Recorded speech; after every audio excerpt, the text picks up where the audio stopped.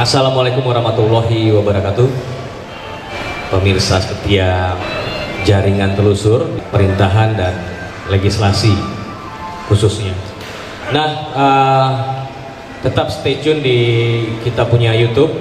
Kemudian jangan lupa untuk terus like dan untuk yang baru memberikan subscribe-nya. Yang baru melihat YouTube kita bisa langsung memberikan subscribe-nya. Hari ini kita akan membahas tentang RPJMD. Dalam rancangan pembangunan jangka menengah daerah ini, RPJMD ini harus ada hal-hal yang menjadi parameter atau yang harus menjadi sebuah acuan ke depannya. Nah, di samping saya sudah ada abangda kita ya. Kita bilang abang lah ya, jangan bapak ya. Kalau abang itu kan kesannya jadi lebih dekat pertama, yang kedua memang masih muda. Jadi biar gak ada jarak yang terlalu jauh. Abangda kita ini Abangda Dr. Diki, Sekretaris Bapelitbangda Kota Bekasi. Nah, assalamualaikum Bang, selamat siang Bang. Terima kasih buat waktunya sudah hadir di acara kami. Terima kasih sama-sama Pak. Ini kita bikin agak rileks aja ya Bang, biar mengalir informasi yang bisa diserap oleh kawan-kawan kita yang setia di YouTube. Nah ini Bang, izin Bang, apa sih RPJMD ini Bang, bisa diterangkan Bang biar kita pada tahu dan paham nih sebenarnya apa sih RPJMD ini? Silakan Bang. Ya, terima kasih Mas Bang Diki ya, sama kita Namanya sama Bang. Nama sama, alhamdulillah kembaran kita. Assalamualaikum warahmatullahi wabarakatuh. Jadi kita diundang dengan materi yang relatif sebetulnya cukup berat kalau untuk halayak umum ya, karena memang ini berat Bang ya, karena rata-rata memang bicara RPJMD ini biasanya orang-orang pemerintah yang paham ya, terus beberapa orang yang punya kepentingan, orang-orang politik dan sebagainya itu bicara RPJMD. Siap. Tapi kita dengan santai saja lah, nanti kita obrolin apa itu RPJMD juga sebagai proses sosialisasi ya. Pertama kita ngelihat secara makronya dulu. RPJMD ya, secara makro ya? Secara makro dulu. Siap. Kota ini disebut kota karena dia punya jumlah penduduk yang di atas 10.000, 50 jiwa per kilometer per hektar. Kemudian disebut kota ketika aktivitas dari masyarakatnya rata-rata tidak di pertanian, tapi di industri, di perdagangan, di jasa. Kemudian dia menjadi simbol-simbol koneksi dan distribusi barang. Itu yang berkaitan barang dan jasa, itulah kota. Kemudian kalau bicara sejarah, jadi bicara sejarah perencanaan gitu ya, kita punya yang namanya RPJPD, Rencana Pembangunan Jangka Panjang Daerah. Itu Perda nomor 10 tahun 2013 yang memberikan tahapan-tahapan per 5 tahun menjadi rujukan penyusunan RPJMD. Jadi pertama RPJBD. RPJPD. Pertama itu Bang. Jangka panjang 20 tahun dia. Okay. 2005-2025. Jadi bentar lagi juga mau berakhir nih. Sebentar lagi sudah mau selesai ya, 24-25 gitu selesai ya. Begitu RPJMD selesai 24, dia 25 selesai juga ya. Betul. Siap. Nah, itu menjadi landasan kita nyusun RPJMD per 5 tahun yang oleh kepala daerah. RPJMD sendiri dia di Perda nomor 8 tahun 2019. Untuk yang 2018 ya. Sampai 2023. Betul. Nah, itu isinya adalah serangkaian, ada visi, misi, ada program dan lain sebagainya. Kemudian kita tahun 2021 ya, kita ubah itu perubahan Perda RPJMD 2018-2023. Alasannya karena pandemi. Ada peraturan-peraturan baru pertama. Kemudian kita harus ngikutin RPJMN nasional ya, secara nasional ya, kita mengarah ke sana ya Bang. Betul, kita harus ikuti. Kemudian kaitan tadi yang disebutkan sama Bang Diki adanya pandemi. Nah ini berubah. Nah apa itu RPJMD ya? RPJMD itu sebetulnya kalau buat kami teknokratis menjadi panduan kami dalam merencanakan. Pada intinya kan pembangunan ini dilakukan oleh semua pihak, tidak hanya oleh pemerintah. Jadi sifatnya tidak hanya kolektif, tapi juga kolaboratif. Itu pembangunan. Bang Diki juga ikut berkontribusi dalam pembangunan, masyarakat ikut berkontribusi, dunia usaha ikut berkontribusi. Tapi kami dari pemerintah harus memberi guidance, karena kita kan nggak bisa keluar kemana-mana, harus dibuat patokan, Pak. Ada koridor ya Bang? Betul, ada koridornya. Makanya itulah dibuatlah rencana pembangunan jangka menengah yang 5 tahun, di mana setiap tahunnya ada tema. Setiap tahunnya ada tema? Ada tema. Oke. Karena setiap tahun ada tema, dan tahun depan adalah tema terakhir. Oke.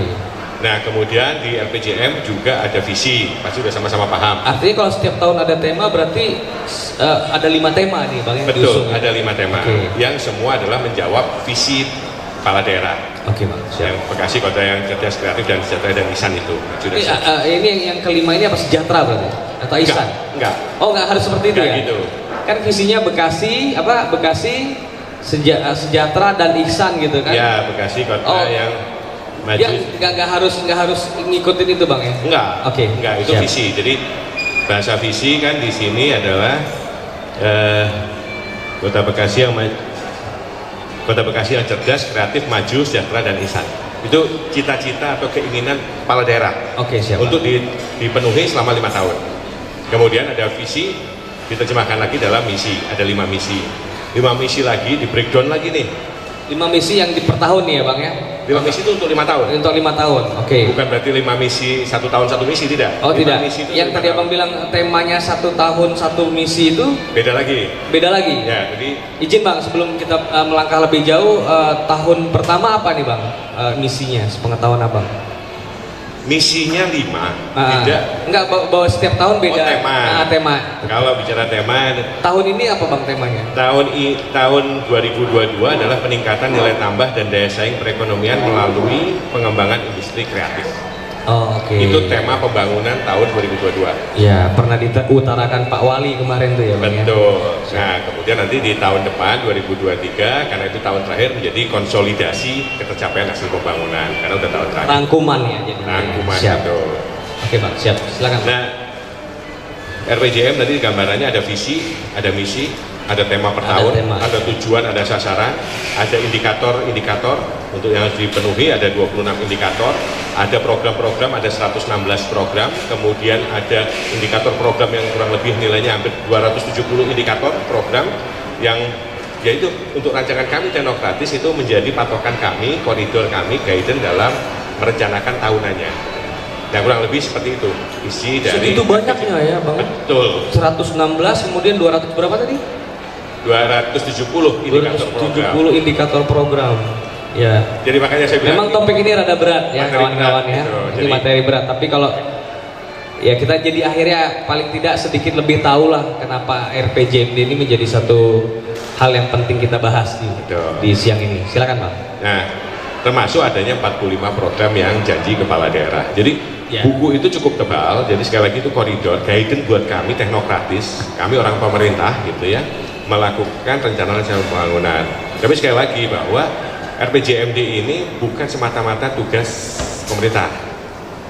Dia sebuah dokumen perencanaan pembangunan sifatnya kolektif. Kolektifnya antara DPRD dengan pemerintah.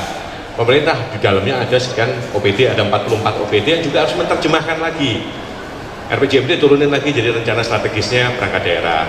Nanti tiap tahunnya mereka bikin rencana kerja. Kita juga bikin rencana kerja pembangunan daerah tiap tahunnya. Nah, ini metodenya sebetulnya.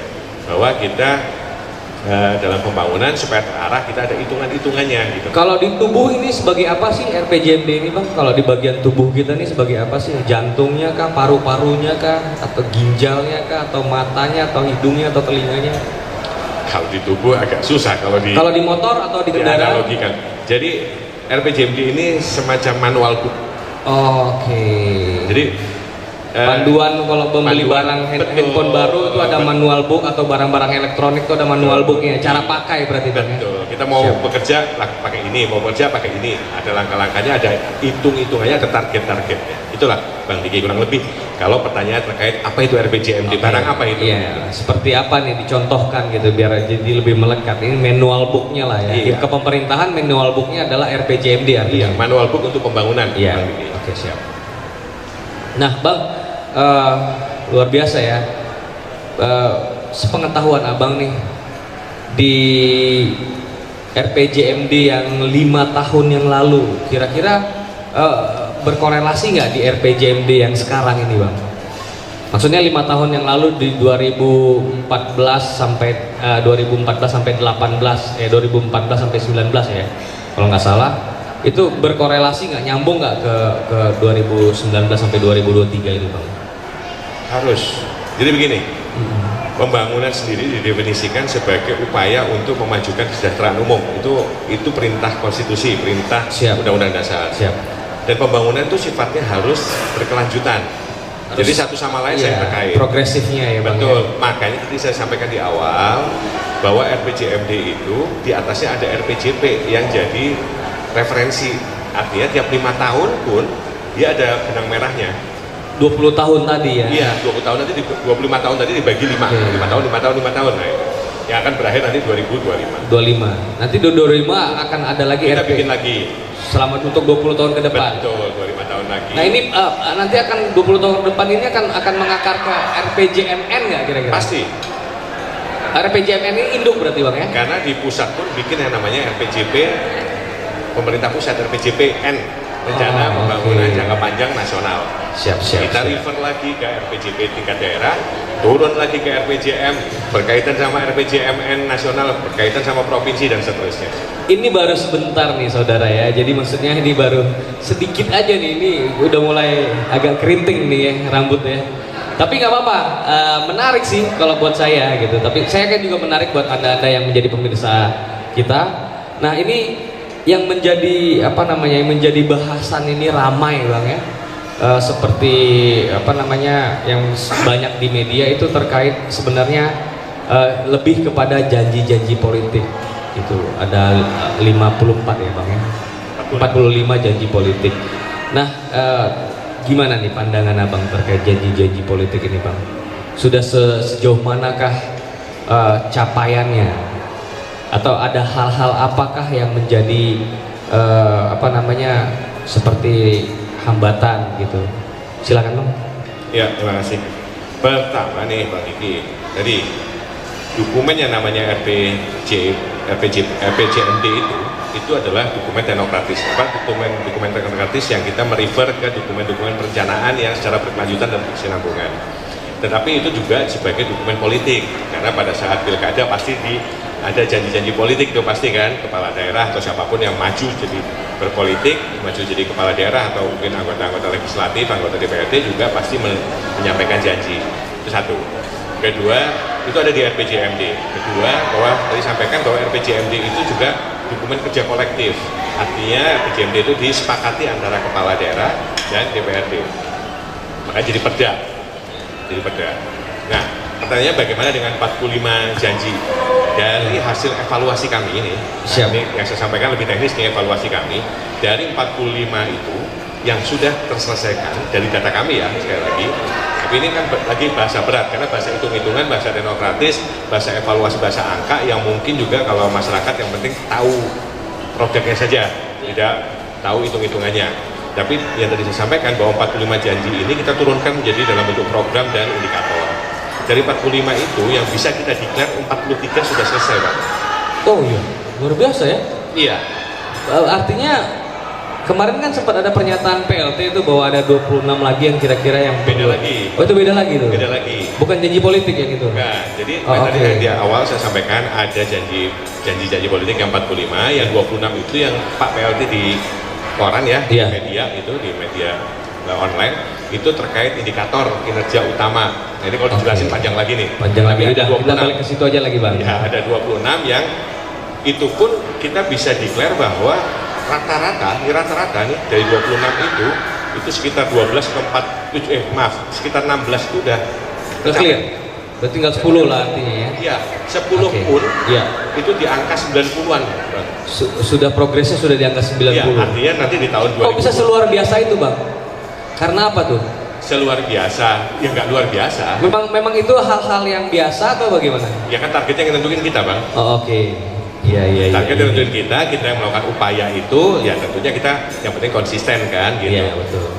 Di bawah kepemimpinan kepala daerah baik yang kemarin maupun insya Allah yang dengan Pak PLT sampai di akhir masa jabatan di tahun 2023. Nah kita balik ke janji politik, kira-kira tadi abang bilang sudah 45 dan sekarang tinggal 43. Sudah 43 ya bang, artinya tinggal Dua nih, dua ini udah di angka berapa progresnya kira-kira?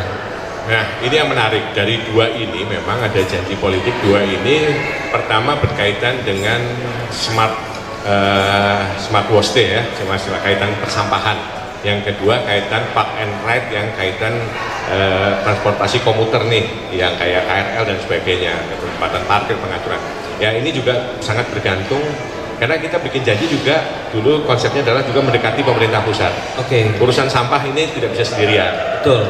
Nah ini sedang diprogres tetap, kita berupaya untuk mencapai di 2023 itu terselesaikan semua janji, sama seperti kayak park and ride kaitan KRL, dan kemudian nanti ada rencana MRT juga kan. Itu nyambung tuh ya? Iya, itu juga sudah kita Rencana komunikasi dengan nasional, Dirjen KAI dan lain sebagainya, sehingga di tahun-tahun ke depan nih kurang lebih sisa nanti berapa 15 bulan kita sudah mulai bisa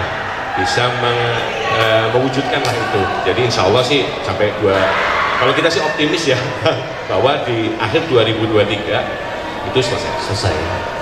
Oke. Ya, nah ini udah mulai kebuka clue-nya.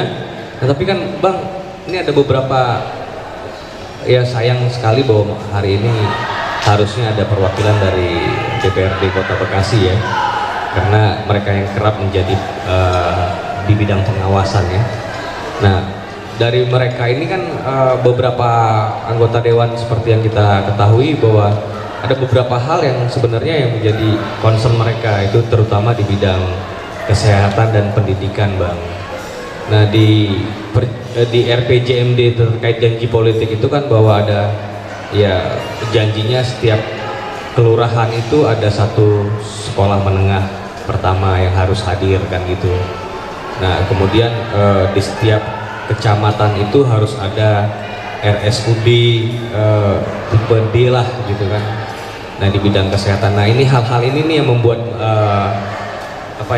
menjadi acuan dasar buat mereka gitu, bahwa ya ini harus kontrak gitu. Gimana kabarnya nih RPJMD, apakah sudah benar-benar memang back to RPJMD atau memang ada rancangan-rancangan lain gitu kan? Gimana menurut Abang? Iya, terima kasih. Pertama yang sampaikan, ini santai lagi nih, saya ingin Dewan tidak hadir ya jadi sekali lagi bahwa penuntasan RPJMD itu kerja kolektif antara pemerintah dengan DPRD. Undang-Undang 23 juga mengamanatkan bahwa DPRD bukan jadi partner lah, bukan yang ini, tapi partner untuk menyelesaikan yang mitra kerja lah ya. Mitra kerja, betul, menyelesaikan pembangunan ini sesuai target-target.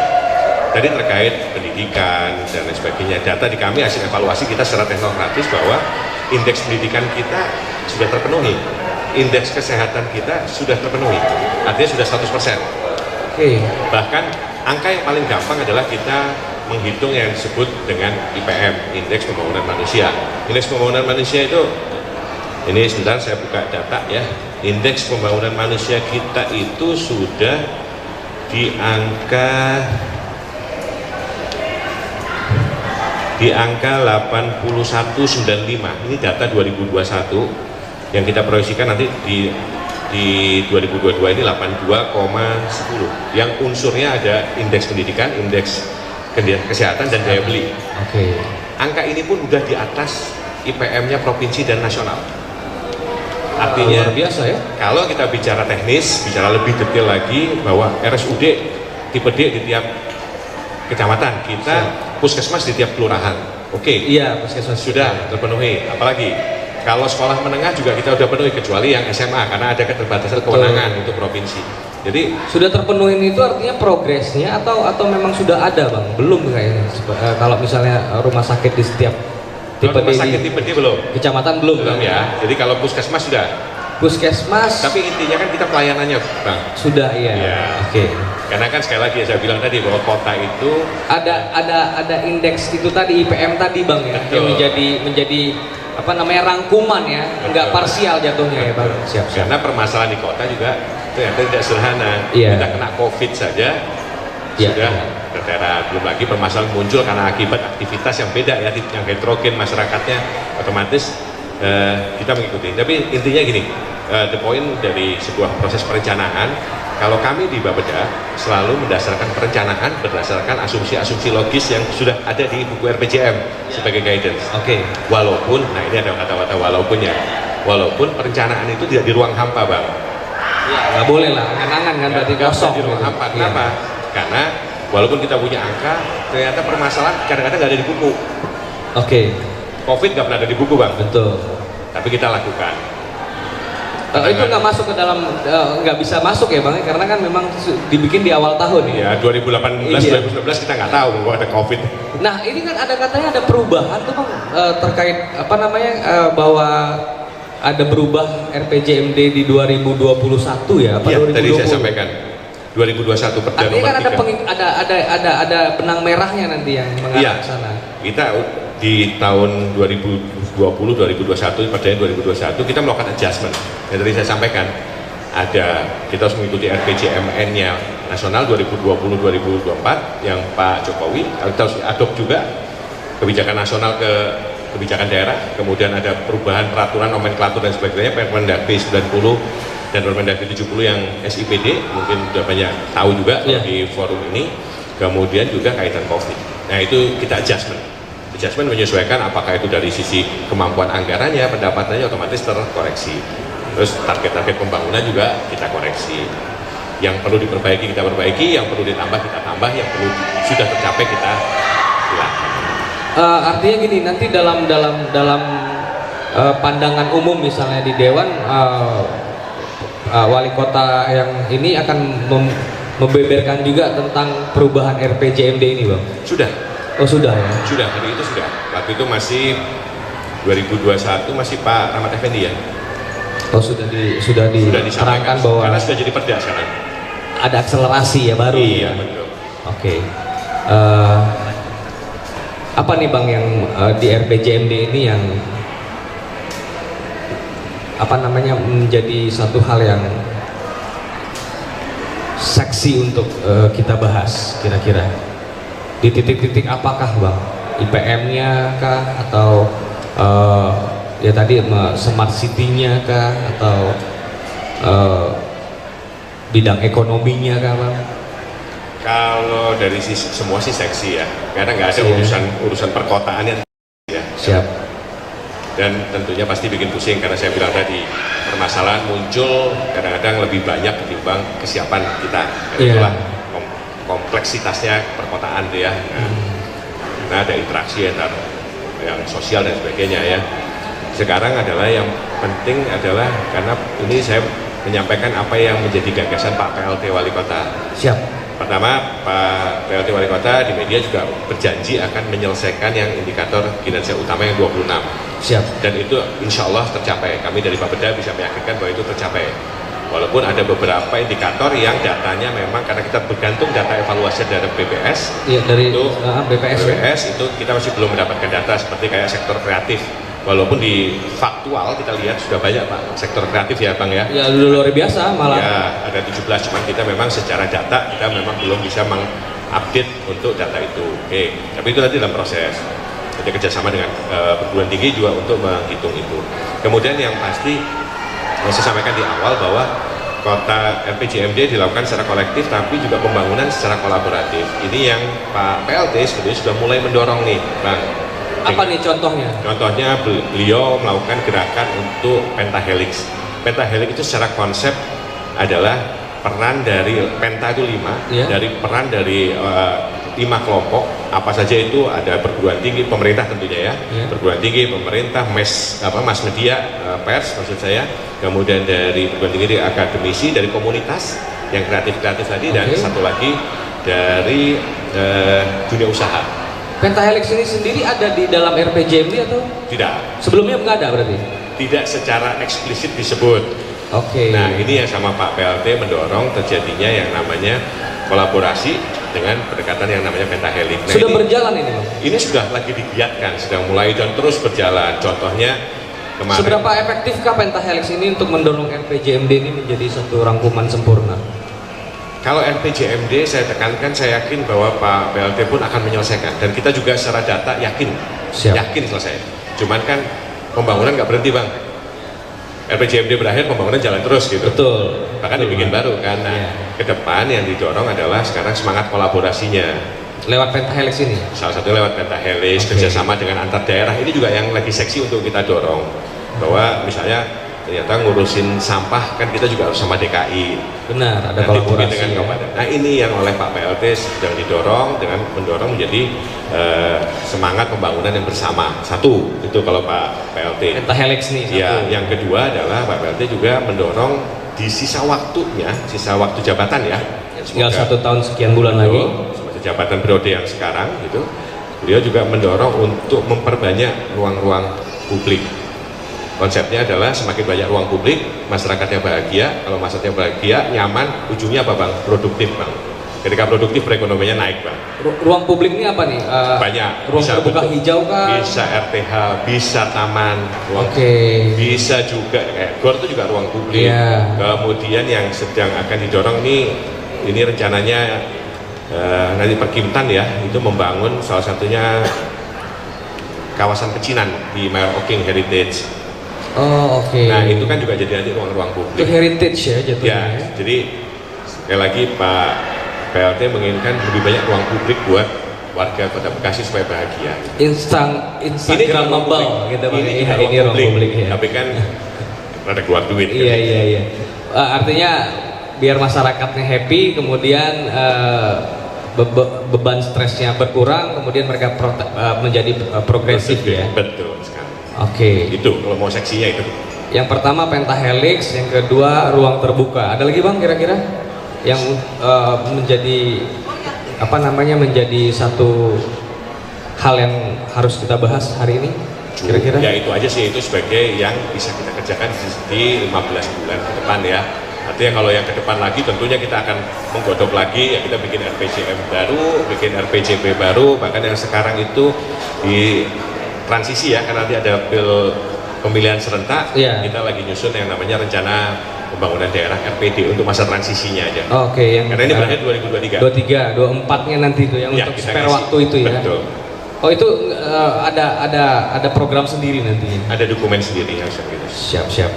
Nah ini pentahelix sama terbuka hijau ini memang benar-benar menjadi satu apa namanya ya karya monumental atau sebuah terobosan, bisa dikatakan demikian Bang? Ya intinya ini kan gagasan untuk mendorong pembangunan secara kolaboratif sih Bang. Nah mungkin nanti bisa jadi jadi konten obrolan baru lah. Oke. Karena di luar itu sebenarnya ya, tapi ini mendorong sebenarnya. Lebih ke konsep ya. Iya, lebih ke konsep. Oke. Ya sudah lumayan waktunya 30 menit walaupun kelihatannya nggak ini, tapi ya saya keringetan loh saudara di sini sebenarnya ngadepin Pak Diki ini. Ya, saya pikir jadi selama yang kita dengar-dengar ini kan berarti ini udah on track ya Bang, sudah on track dan kemudian progresnya juga ada ukuran-ukuran yang nilai tercapainya ya, dan dalam waktu yang tinggal beberapa bulan lagi, ini bisa dikatakan belasan bulan, yakin bahwa ini pasti bisa terselesaikan dengan waktu yang tepat Bang. Ya mungkin kalau sudah mungkin sedikit semacam closing statement ya. Jadi intinya sih RPJMD sekali lagi adalah dokumen koridor perencanaan buat kami nih pemerintah. Tapi kami tidak bisa bekerja sendiri. Sekali lagi RPJMD ini adalah dokumen pembangunan, rencana pembangunan yang harus dilakukan secara kolektif. Dan lebih jauh lagi dilakukan secara kolaboratif. Apa itu kolektif? Ya tadi saya sampaikan, semua ikut terlibat, terutama yang berkaitan dengan penyelesaian dokumen ini. Ada yang terhormat anggota DPRD yang ada di Karen Anwar, kemudian perangkat daerah yang menjawab dan mewujudkan apa yang menjadi cita-cita di RPJMD, dan tentunya kami Bapeda yang akan mengawal dan mengevaluasi terhadap capaian-capaian itu. Dan secara kolaboratif, nah ini yang kedepannya tentunya adalah keterlibatan dari media seperti ini, kemudian dari kampus, dari perguruan tinggi, dari dunia usaha, mungkin dengan melihat acara ini akan mengeluarkan CSR-nya untuk ikut membangun. Siap. Kemudian dari komunitas yang akan juga terlibat dari proses kreatifnya. Saya kira itu. Jadi ini akan bisa diwujudkan kalau kita kerja bareng ya bersama. Ya. Oke, itu closing statement. Saudara-saudara, sudah di closing statement langsung oleh Bang Diki ya.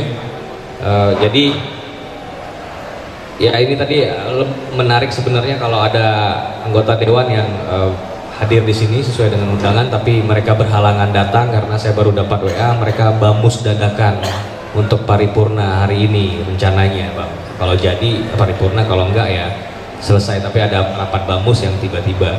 Nah, terima kasih buat Bang Diki, luar biasa ya, walaupun singkat tapi ya cukup bikin pusing sebenarnya. Tapi banyak hal yang akhirnya kita jadi paham bahwa RPJMD kita ini sebenarnya sudah on track. Yang pertama, yang kedua, diyakinkan bahwa masa-masa terakhir pemerintahan akan selesai pada waktunya, tepat pada waktunya. Nah, kemudian juga ada tadi terobosan-terobosan yang sudah dilakukan seperti pentahelix dan ruang terbuka ya, untuk membuat kerjasama ini menjadi elaboratif ya Bang ya, menjadi satu satu fundamentalis yang kedepannya membuat Kota Bekasi semakin maju, sejahtera, cerdas dan ihsan. Terima kasih Bang Diki buat kehadirannya, buat teman-teman. Bang, ini nanti hasilnya akan saya kirim ke Abang. Kemudian mohon untuk di-share juga ke teman-teman, dan kemudian jangan lupa like and subscribe Bang. Terima kasih buat waktunya teman-teman, terima kasih buat kehadirannya semua. Jangan lupa terus pantengin program kita di jaringan telusur di YouTube, dan tetap stay tune. Terima kasih. Saya tutup acara ini dengan wassalamualaikum warahmatullahi wabarakatuh.